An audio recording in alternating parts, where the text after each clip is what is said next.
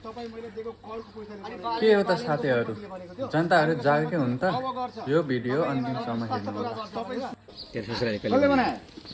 एपीको गोजीबाट बनेको हो, यो राज्यको सम्पत्तिबाट बनेको। तपाईँ मैले दिएको कलको पैसाले बनेको। बालेनको सम्पत्तिले बनेको थियो। बालेनको सम्पत्तिले अब गर्छ। तपाईँ एमाले विश्वास त पुरा गर्छ। तपाईँ सोच परिवर्तनको कुरा गर्नुहुन्छ। 42 वर्षदेखि तपाईँले एमाले अमेरिकावादी भारतवादीले गर्छ। तपाईँका छोराछोरी अहिले पनि विदेशमा फर्किनु परेको छ कि छैन? त्यसले मेरो छोराछोरी विदेशमा त्यसले जितेन विदेश यहीँ राख्छ। किन नोकरी दिन्छ? ग्यारेन्टी लिन्छ। त्यो ग्यारेन्टी दिन्छ, म दिन्छु। तपाईँको छोराछोरी यो देशमा केही गर्नु भन्ने चाहनुहुन्न?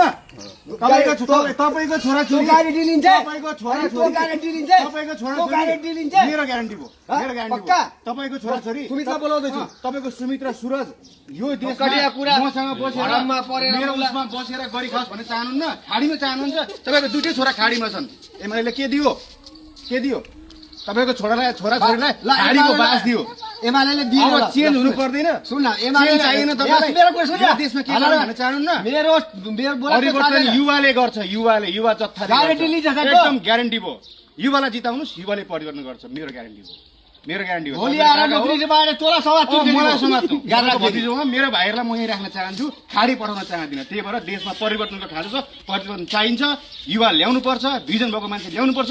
ती बुढा खाडाले गर्दाखेरि मेरो भाइ, तपाईँको छोरो मेरो भाइले पनि परदेशमा खाडीमा खटेर उसले पठाएको रेमिटेन्स पालेका बुढा खाला हुन्। अच्छा, म हेर्दै जान्छु पर्खी। हेर्नुहोस्, सुमितले पनि मलाई त्यही कुरा फोन गरेर भने। त्यही कुरा सुमितले तपाईँको यो बुढो सोचले गर्दाखेरि देश खोक्रो बनाइसक्यो पागलले।